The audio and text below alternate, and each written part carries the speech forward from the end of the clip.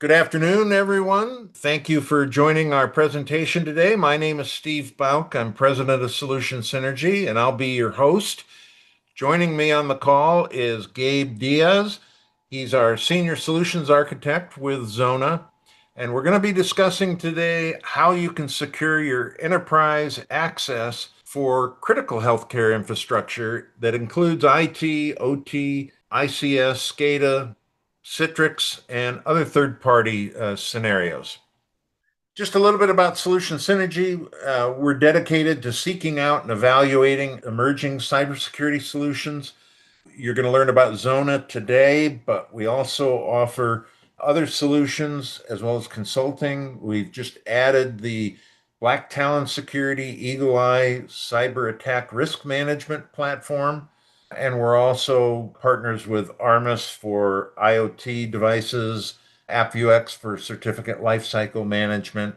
I'm going to use a real healthcare scenario today, an example, and I'm going to focus on how this big 9 hospital chain, they use Citrix for their hospital staff to access Epic and all their published applications.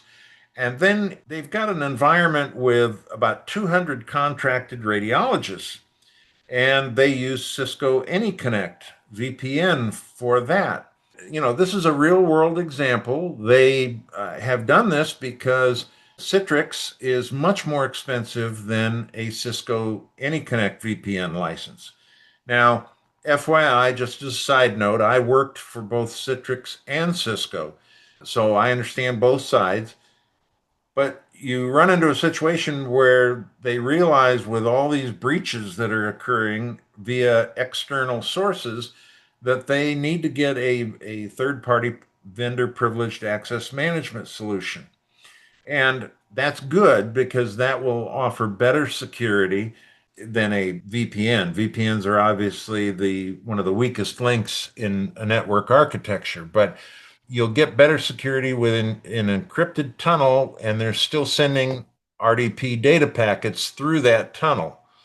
The problem is that once those RDP packets exit the encrypted tunnel, you're open to vulnerability and intercepting and hacking of those packets, which, we want to try and stop. We haven't even addressed the critical infrastructure side of things, your power grid, your HVAC systems, and even your medical devices, like your ventilators. This is all what Xona is designed to resolve.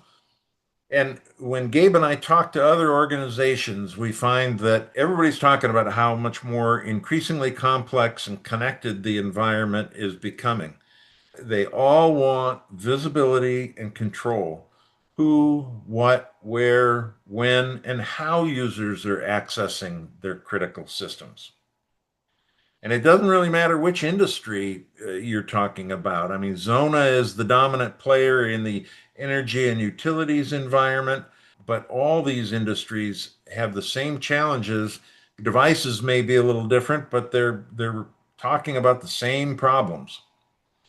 And if you haven't heard of Xona, there's probably a reason for that because they've been dominating or becoming the dominant player in the oil, gas, and energy sector.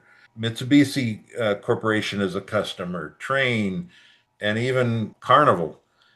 They've got a lot of big organizations that are worldwide, and they're in over 40 countries. The Xona secure access platform is built on a very simple concept, and that is that it's an enterprise wide single access solution for critical infrastructure.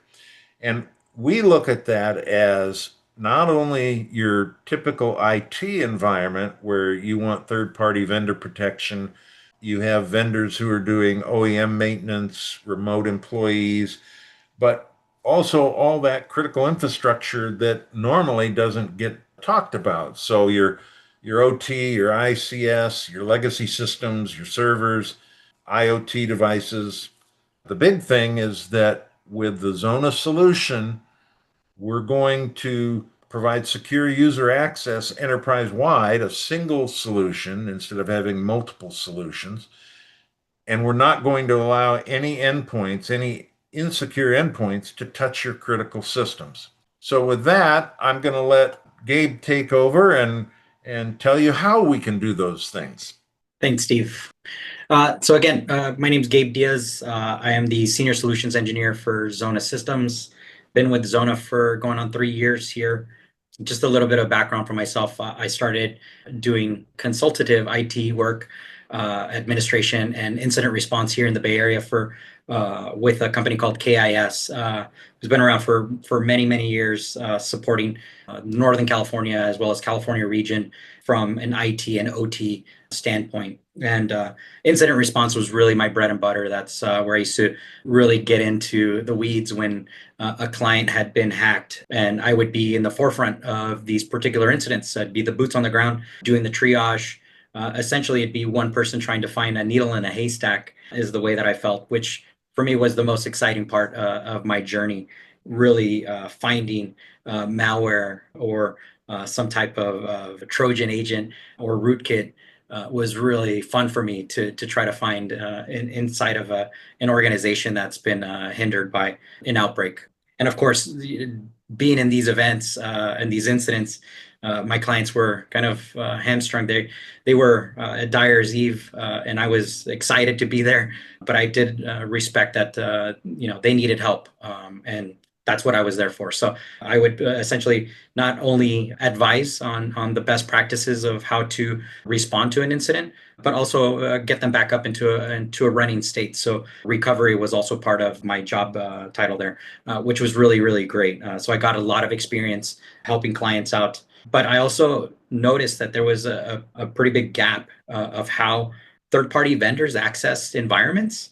And when I found out about the opportunity here at Xona, which a friend kind of brought me in, told me about the technology. And at first I was very skeptical. I was, access is access. Everybody can do access. VPN is predominantly what is being used in the market today. And but not the way Xona does it. So I'm going to talk a little bit about some of the challenges that we face within healthcare. I'm going to obviously take a little bit of time to talk about Xona, but I also want to talk about best practices that not just Xona represents, but everybody, even our competitors in the market may address, and some best practices that you can take even without the use of Xona, right? Because I think at the end of the day, for the gentleman that has joined this webinar and for you that are going to be watching this webinar later, you want education, and I think that's the most important part. And even though I work for Xona, I still want to give you the best in class advice that you can gain. So without further ado, I do like to start off with particular incidents in healthcare. I think these are going to be kind of the eye-opening use cases that predominantly can be solved with access. If we look at just these examples here, so Change Healthcare ransomware attack, February 2024. The access vector was exploited as Citrix remote access portal, lacking multi-factor authentication. And everybody thinks, well, MFAs, you can get MFA from everywhere. If it's not deployed properly, if it's not managed properly, MFA can be easily circumvented. These are all, and you're going to see kind of a theme here. Most, if not all of these incidents that I'm going to mention can be solved by our solution. Look into finding the best solution for your organization. Every use case is going to be different, so not every environment is going to be the same. And we understand that. I understand that. More specifically, I've experienced that working on the other end from more of a sales engineer role. Not every environment is going to be the same. Obviously, for Change Healthcare, the impact was 100 million individuals' data was compromised. This is going to be predominantly the biggest issue with it when it comes to IT use cases, right? Data access is going to be the most focused for these attack vectors and these infiltrators, right? They're going to be looking for data because they can sell it on the black market. I think there was an article I read a couple of years back that data is more valuable than oil on the black market. So you could buy account numbers, social security numbers, date of birth, credit cards, all this information on the black market. So that is what these threat actors are trying to accomplish by accessing these vulnerable systems. So the threat actor here was Alpha or Alpha V, Black Cat ransomware group. The financial consequence was United Healthcare Group had to pay $22 million in ransom. Huge. Ascension Healthcare ransomware attack, May 2024. Very similar attackers infiltrated through former business partners' compromised system. third-party vendor access. How do we manage that? Do we give them the same access that we give our extended employees? And I think that particular use case kind of targets the trust that we built into most of the environments that we access, right?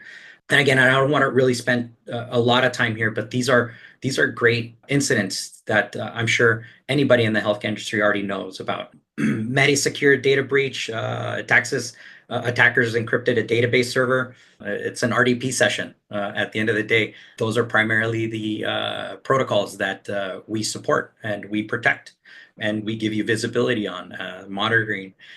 So again, I'm going to go into a little bit of detail into my product, as well as minimal demo of how we can address some of these issues. Genia, the ransomware group Termite, infiltrated Genia systems potentially through a phishing or exploit system. This is more of a training issue. Spam is still prominent attack vector. And then lastly, Kaiser, Atrium healthcare tracking tool breaches, unauthorized access via third-party tracking tools. Again, third-party vendors is going to be one of the biggest use cases that Xona can provide a solution for. So let's talk about legacy access, right? Because this is essentially kind of the development of why Xona exists and why our competitors exist, right? So legacy access is typically a VPN solution. We use encryption to mask the traffic.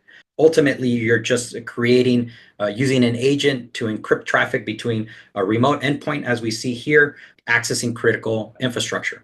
And even though Xona supports OT as a primary market, critical can be whatever any environment defines, right? A critical infrastructure could be a host from a hypervisor standpoint, a firewall, a switch, a database server, an application server, not just IoT devices or SCADA devices, right? So there's a lot of mixture between OT and IT, and really at the end of the day, it's just tech. I was watching a blog the other day from one of my counterparts, our partners at Nozomi, mentioned that we got to get away from the IT/OT convergence methodology and just talk about that it's just tech. Obviously, there's going to be different protocols and procedures and best practices along the way, but at the end of the day, we just need to look at it as tech. And who owns it? I think overall, the organization owns the tech, right? So we need to protect it regardless.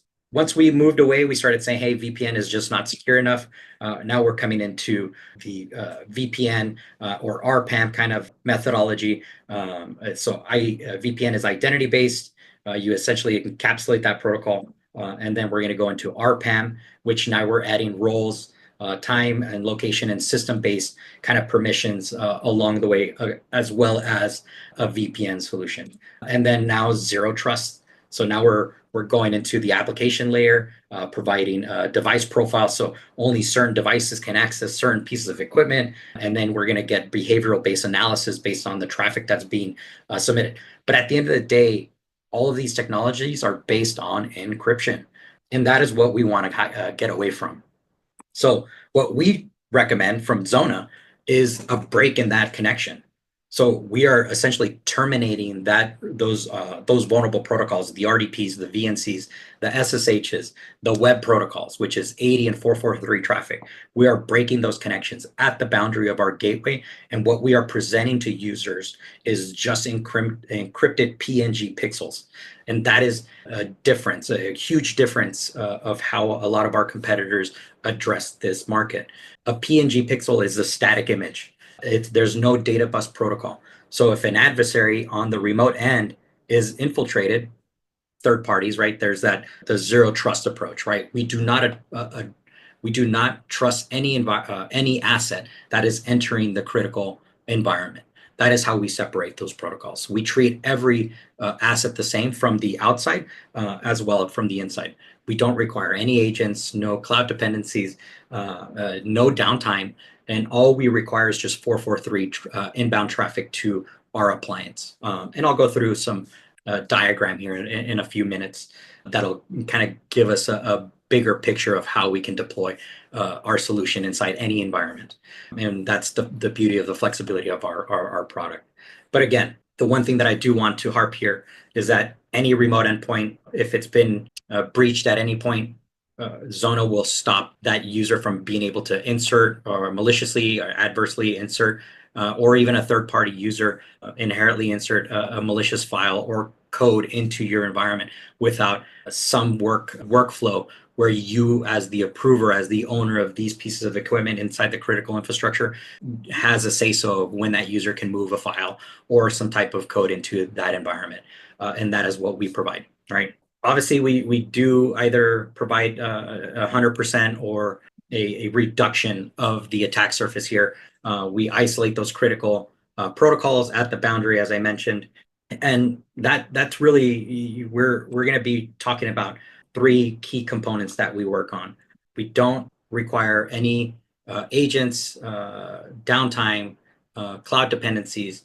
Essentially, one of our CSG gateways can protect a full environment, but when we encompass it with our full solution of our centralized manager, now we have kind of a reverse proxy type of methodology where you don't have to route users down to individual sites anymore, which is a huge attack surface reduction or complete elimination of that attack surface. I'm not going to bore you with slides, but I did want to talk about these three different components. So security, right? At the end of the day, my counterparts and I have a joke: friends don't let friends share packets. We're talking about the packets of the protocols. So that is an inside joke that we use here at Xona, and I truly wholeheartedly believe in that. I believe, and this is one of the reasons why I took on this role at Xona Systems, because I truly believe that all technology or all access should be broken down the way we have that methodology, where we break that protocol and keep that vulnerable protocol inside the trusted environment and only expose PNG pixels to that user. And then we translate their mouse clicks and keyboard strokes, essentially just like a user interacts with the cell phone, right? When you open up your cell phone and you click on an icon, your mobile device is in the back end is sending some command or prompt, computational resource to tell your phone to open up your calculator or the application or type something in, right? That is essentially what we are doing from an access level, right? And then we also build a full suite of controls and workflows that allow certain kind of use cases that we can solve. Access. Identity access is probably one of the biggest problems that we see out in the market, is how we manage identities. Using that third-party vendors and those incidents that I talked about earlier, how do we build identities and how do we bridge them from gaining access to critical infrastructure? In the IT OT world, there's this big kind of stigma that there should always be a segmentation between IT and OT, and I truly believe that that is the case. That we should continue to have that, and micro segmentation is part of that. What we do is exactly that. We essentially build a virtual moat, which I like to use, in front of all of the assets that we're protecting. Essentially creating that virtual air gap or that air gap between those appliances and the user that is trying to access it. We can leverage SAML, we can leverage LDAP, and then you can also create users locally. A really, really strong use case that I like to, that my counterpart Mark in the West Coast here for Xona, and I talk about repeatedly to organizations that we talk to on a daily basis, is the identity crisis about being able to manage a vendor's identity. A lot of IT organizations say that they need to build an identity, provide them VPN access, and then give them an Enter ID identity, and then go into the OT environment and build them an AD identity, and then provision them access to assets. That whole process is very cumbersome. It's at the end of the day, when that third party vendor is removed from the equation, our vendors they're not going to pick up the phone and call us and say, hey, we just fired this technician who's been at your site for 3 months. Go ahead and remove them from your identity portal. They don't do that. They're not going to do that. The beauty of leveraging SAML in this particular use case is we don't have to build a trust, or there's no trust that's being built between the IT and the OT zone. We're leveraging the browser to be the middleman here, to grab a token from the identity provider and just validating that that user exists inside a directory. And then you could segment access to specific assets on the downstream controlled environment. The beauty again with SAML is that the minute that they're removed from their directory, they cease to have access to our platform altogether. And I can show you guys in a full demonstration if anybody's interested. Steve and I can coordinate times where we can talk about the specific use cases that you guys may have. And then control. Control is what can a user see once they're inside your environment? How segmented is that environment? A lot of the environments that we've seen, or a lot of the use cases with pertaining to VPNs, they kind of give everybody like a jump box, and essentially they don't really put many controls around that jump box. And a lot of third-party vendors or technicians may start scanning the environment to see what other hosts and other assets they can see inside this controlled environment. And a lot of the OT environments that we work on, a lot of the industry, there's sensitive equipment in here, and a simple scan could knock down critical pieces of equipment. So we want to be able to minimize that exposure, but also have an auditing trail, visibility from what they're doing.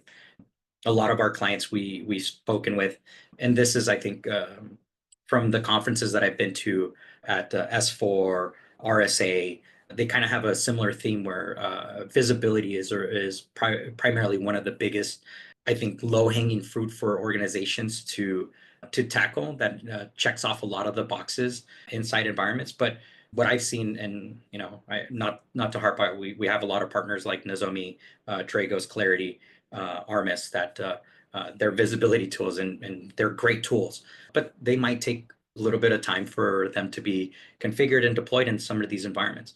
Our device can be stood up in environments in 15 minutes, and that gives you the front door access and control for every user that's entering a critical site. I don't think that there's a solution out there that is faster to deploy in the market.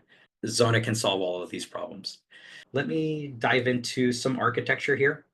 I mean, obviously, I just talked about the challenges, some of the best practices. Obviously, the zero trust approach, not trusting any device that enters in your environment.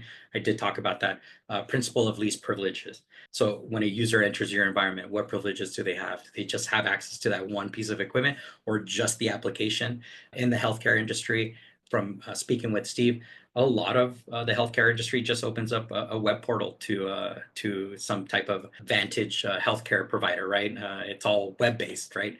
Are we protecting those? Even those simple web portals, how do we protect that? And how do we have an auditing trail? How do we have visibility on particularly those instances? And then secure access to the edge. From our particular standpoint, we have two pieces of equipment that we could leverage. And I'm going to zoom in here to kind of talk about that. So we have our central manager here, and this is again OT focused, but we can solve any IT or OT use case that you bring to the table. So our central manager, again, we only require 443 inbound traffic. Our appliances either come in a hard form factor or virtual form factor, and we also have private cloud deployment or images, excuse me. So the Xona Central Manager can be placed anywhere that you see fit. So we can grab this box and potentially move it into the IT DMZ. And as I mentioned, we have a cloud deployment image, right? Our gateways, again, and the purpose of my diagram is just to kind of show the flexibility of our solution and where it sits. I think ultimately at the end of the day, what we want to do and what we want to achieve is the minimization of these vulnerable protocols to choke them down to as closest to the assets that we're trying to protect as possible. Whether you're an OT manufacturer or oil industry or healthcare, this is all going to look different. So that's why we have flexible deployment options, hence, right? So you could place it as close to the assets if we're looking at a Purdue, which is more of an OT framework, or an ISA/IEC zones and conduits 62443 framework, or even an ISO framework, right? Or NIST framework.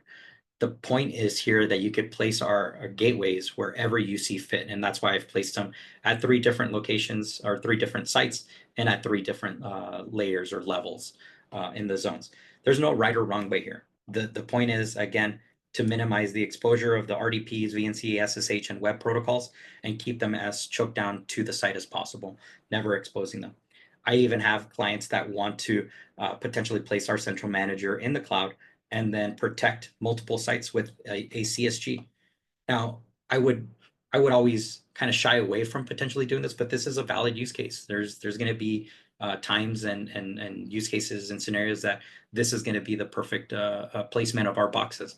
So again, there's no right or wrong way. It's just really up to the client at the end of the day and how secure they want the site to be, or sites.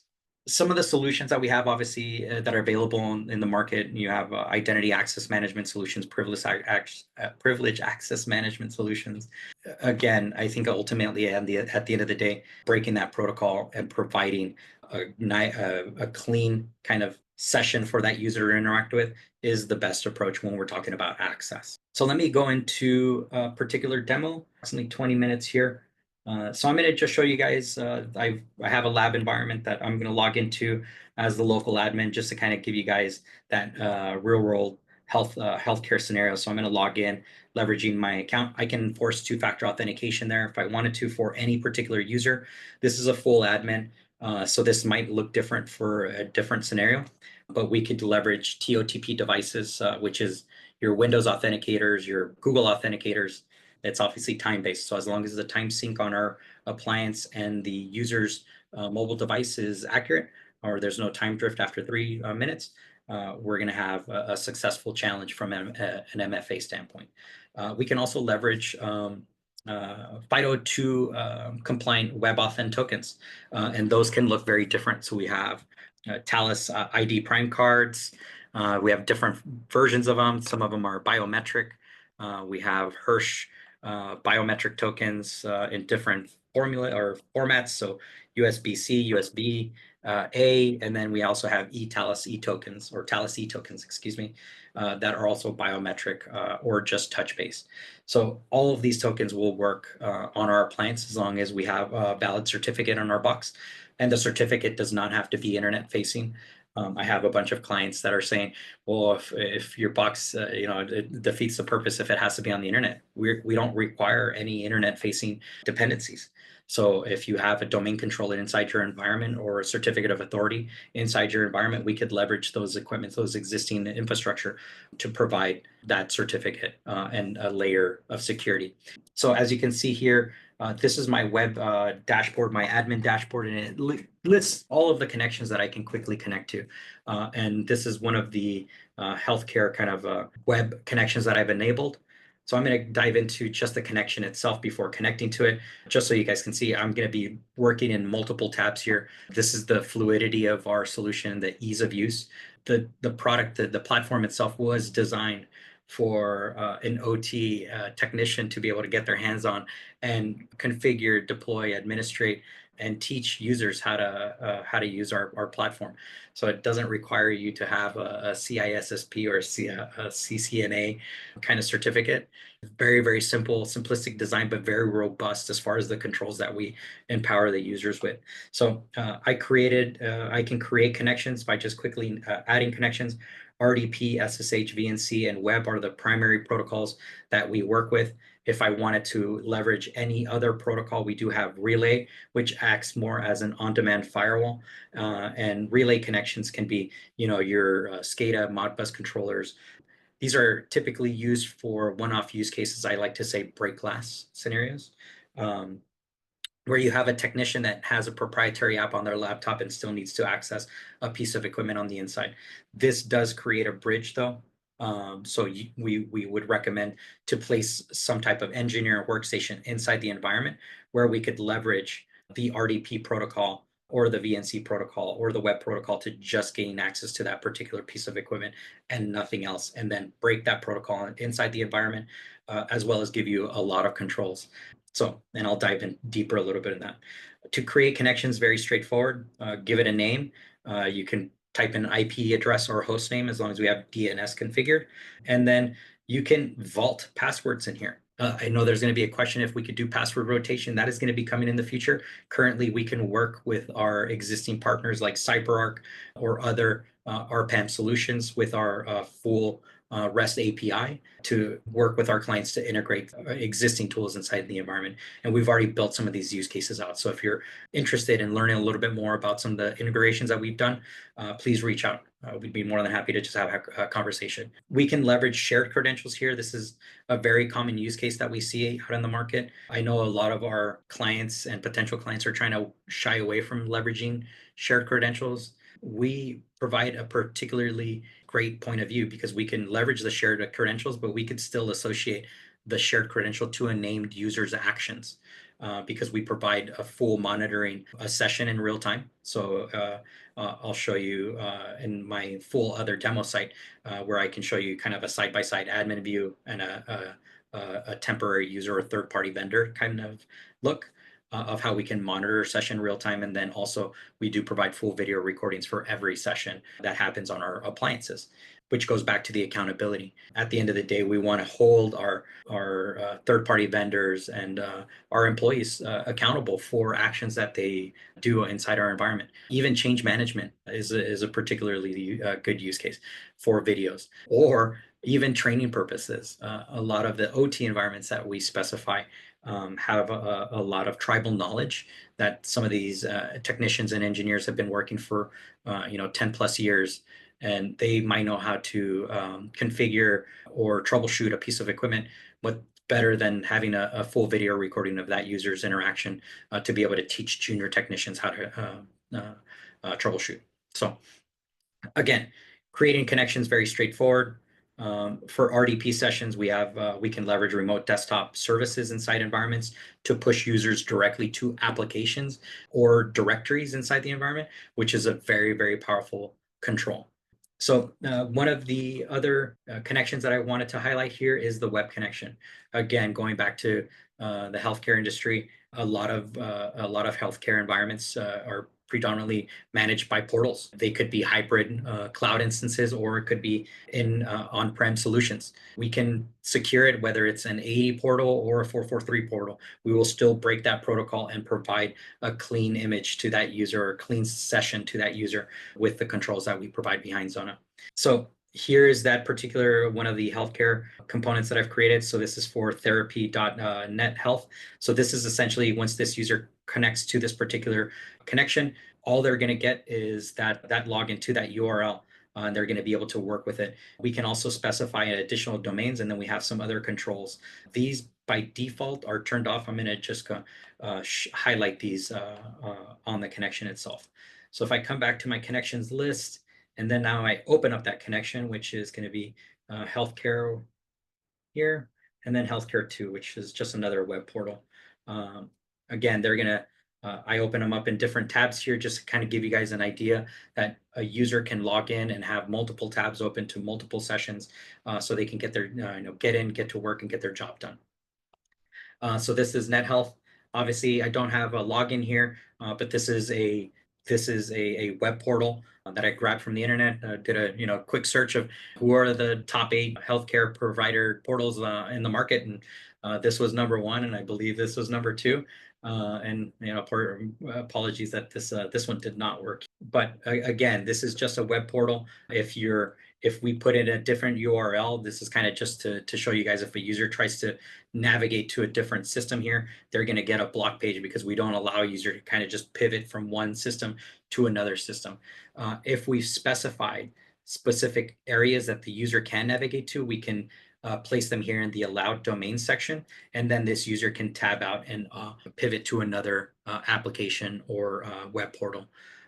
These are primarily IT use cases where you might have, again, hosts, firewalls, or switches, where you have an IT administrator that needs to manage multiple pieces of equipment. You can point them to one particular URL or IP address, and then if they needed to navigate to additional IP addresses, you could kind of get the inception here of a browser within a browser where you could tab out and add multiple IP addresses. This particular connection has been blocked off. As you can see, there's no inception here. We removed it. That is because I placed it in kiosk mode.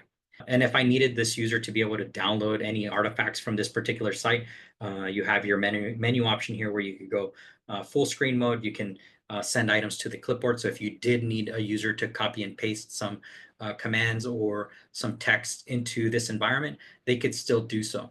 But this is explicitly an allowed feature, so you have to allow this per connection, which again goes back to the controls that we give the site users or the site owners, right?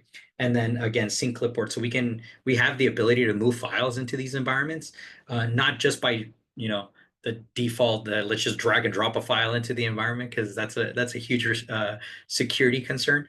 We leverage files and buckets, we just consider them folders, and we can create workflows where we can associate those files that are introduced to our platform. They can sit on our platform, kind of a staging environment, and then you can integrate with certain security tools, like an API to a VirusTotal or a Palo Alto Wildfire instance, where we can detonate these files and then validate that they're clean before a user has access to be able to move it into the secure environment.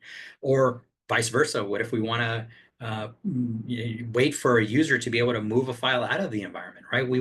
This is where that change control kind of comes in, which would mitigate most of the incidents that we experience, or that I talked about at the beginning of the webinar. A third-party vendor logs in, makes a change, and then logs out. How many times have we come across or we've heard on the news of scenarios like that, where a third-party vendor made a poor configuration change that shouldn't have happened? When you make a change or you introduce a new file, it has to be approved by a certain approver of your choosing. So we have these controls that you can associate per user, per group, even associated with a SAML user or an identity provider group. So a lot of different use cases. So I hope this helps as far as for a user being able to just open up. At the end of the day, again, I didn't really do much on these particular portals, but just give you guys an idea of some of the connections that we can establish. Obviously, our bread and butter is going to be the RDPs.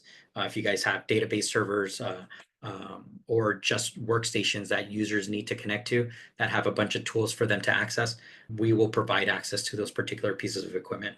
So I'm going to just transition here to another demo environment here. I'm going to log into our XCM portal here in my demo environment. And I'm going to show you guys what it would look like and some of the controls that we have for a particular user or administrator to a third-party vendor. So I'm going to log in leveraging my Entra ID account. Again, since I'm leveraging our single sign-on capabilities, my token for my 2MFA has already been cached into my browser because I log into Teams, because I'm logged into my email. It automatically validates that I am who I am. Now that can be customized, so you could change that if you want a user to be authenticated every single time they log into our platform. You could do that.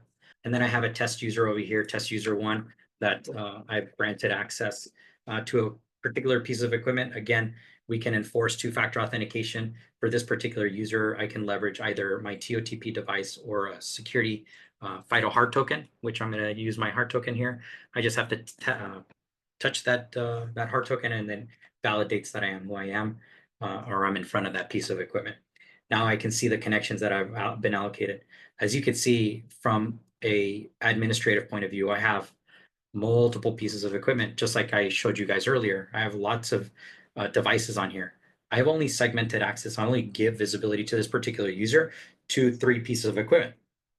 And all of these 3 pieces of equipment have different permissions. And I'm going to show you that.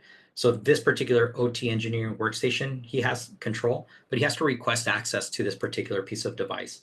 So I, as the administrator, will get the approval. We can also designate any user on our platform to receive this approval notification. We could also tie it into an SMTP server so you can get this notification via email. Or we have log forwarding capabilities to like a Splunk or Elasticsearch or our syslog server to create dashboards that gain notifications that way, like push notifications to mobile devices. Either way, it gives us to create a workflow, validate the user is who they are. Is it safe to enter the environment? Do they have a change window active for this particular user? These are all kind of workflows that we can implore with the controls that we provide. And this is all out of the box. There's not different licenses that you need from a Xona standpoint to get the ability to have just-in-time approvals or files or the copy and paste. All of this is standard on our platform. So now you guys see that I have approved this user's request. Now the user can connect to this particular piece of equipment. I'm going to open up this other engineering workstation app. This is just, I mentioned that we have the ability to push a user to a specific application within the RDS remote desktop services appliance or application. So that is going to be that connection up here. And then on this particular SCL switch, I've placed it behind a schedule. So I've only allowed this user to connect to this particular piece of equipment, but it has to fall within a certain timeline. And for this particular use case, it's really outside of the scope because I put it on a weekend. So when that user tries to connect to this particular piece of equipment, he's going to get notified, hey, you're out of your window. This is only for scheduling purpose or for the weekly schedule. So I only gave him access to connect to that piece of equipment between Saturday and Sunday, between the 8 hours of 8 a.m. to 9 to 5 p.m.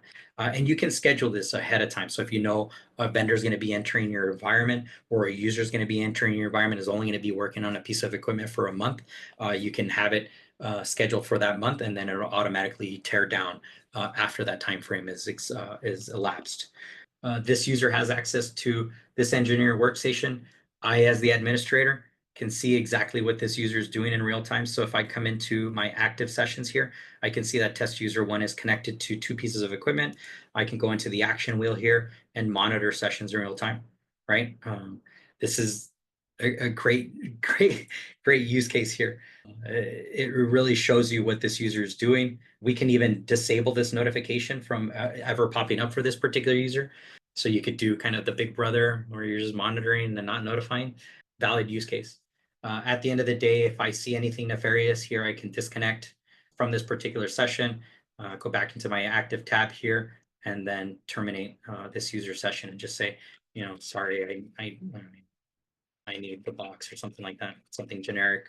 I can even completely terminate this user's session entirely, right? So I can disable this user from even connecting to any pieces of equipment. So if I kill this user session and I disable them, now I have to explicitly allow them back into my environment by going into that users tab and then regaining them access. So these are just a little bit of the controls that we provide. Obviously, there's a lot more that I can do on this demo, but as we can see, we're running out of time. I only left 3 minutes here, 2 minutes now, excuse me. But if there are any questions, comments, I'd love to hear. How many users can Yeah. access a particular resource at a time? That's a great question, Ruben. So currently, you can set up a connection. So for this particular engineering workstation or this RDP session, there might be some licensing restraints from the Windows side. So if you have a multi-user license or a remote desktop services section, currently right now, we can only allow 1 user connection at a time. That is going to change by the end of the year. But you can also set up multiple connection profiles to the same asset with just different name conventions. So in this particular use case, I could change it from engineering workstation B, C, D, E, E, F, G, and then have the same IP address and then still leverage that same vaulted credential that is shown here. But again, we'll be different in the future. But great question.